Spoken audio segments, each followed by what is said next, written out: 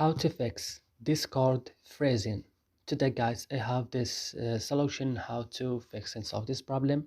Just watch this video till the end. So let's start. So first you have to go and open the settings of your phone. After this, go to apps or applications.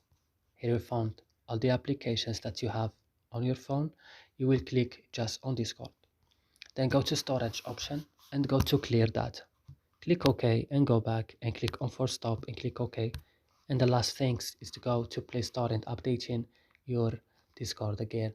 And that's it guys. I hope this video is helpful for you. Don't forget to like, also subscribing in our channel. See you in another video.